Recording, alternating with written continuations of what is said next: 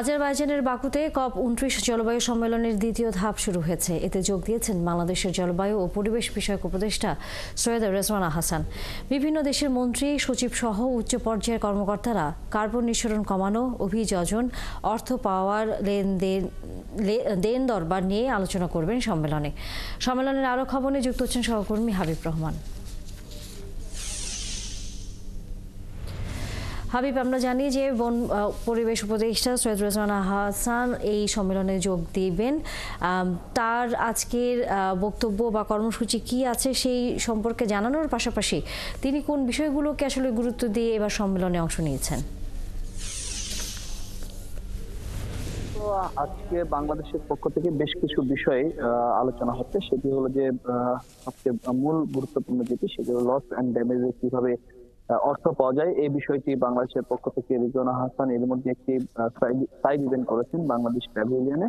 পাশাপাশি ওয়ার্ল্ড ব্যাংকের সাথে একটি মিটিং রয়েছে এবং এরই মধ্যে নেপালের সাথে একটি 3 কার্বন যে একটি সাইড ইভেন্ট ছিল সেটিও কিন্তু করেছেন। অর্থাৎ মূলত বাংলাদেশ যেটি প্রতি বছর বিশ্ব দরবারে তুলে ধরে এবং আজকেও বা এই কত যেটি তুলে ধরছে সেটি হলো যে প্রথমে গুরুত্ব দেওয়া হচ্ছে লস অ্যান্ড ড্যামেজ, দ্বিতীয়ত কার্বন নিঃসরণ কমানো এবং তারপরে অ্যাডাপ্টেশনের ক্ষেত্রে কিন্তু কথা বলছে বাংলাদেশের পক্ষ থেকে।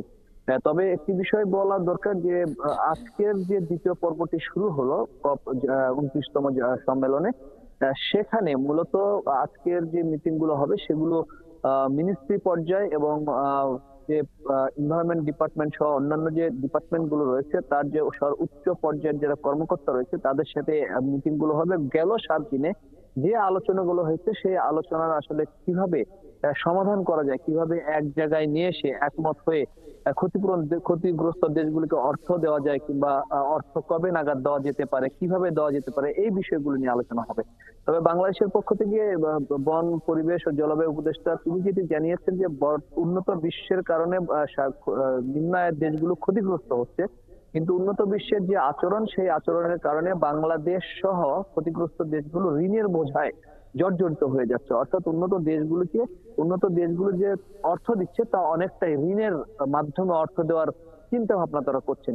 একদিকে উন্নত দেশ ক্ষতিগ্রস্ত হচ্ছে উন্নত দেশগুলোর কারণে নিম্ন আয়ের দেশগুলো, অন্যদিকে এই ক্ষতিগ্রস্ত করেও উন্নত দেশগুলো ঋণ দিয়ে বরঞ্চ ক্ষতিগ্রস্ত দেশগুলোকে আরো একটি বিপদের দিকে ঠেলে দিচ্ছে।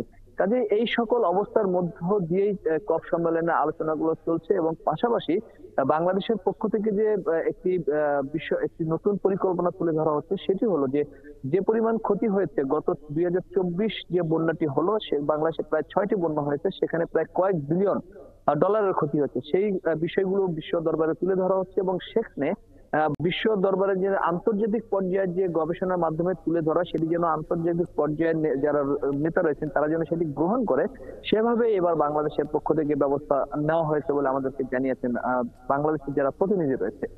অর্থাৎ এই জলবায়ু সম্মেলনে পাওয়ার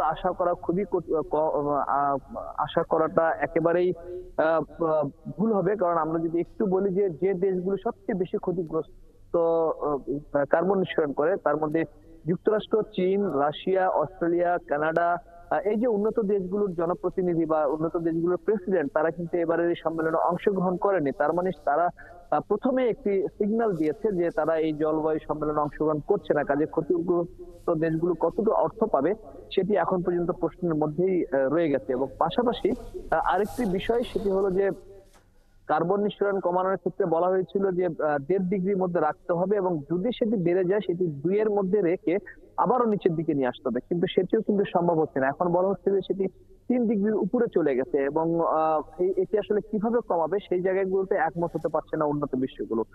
পাশাপাশি আরেকটি বিষয়, প্যারিস জলবায়ু চুক্তির যে অর্থ সেই অর্থ দেওয়ার কথা 2015 সাল থেকে আপনি জানেন $1 বিলিয়ন অর্থ দেওয়ার কথা, কিন্তু প্রায় 9-10 বছর পার হয়েছে সেটি তো উন্নত বিশ্বগুলো দেয়নি।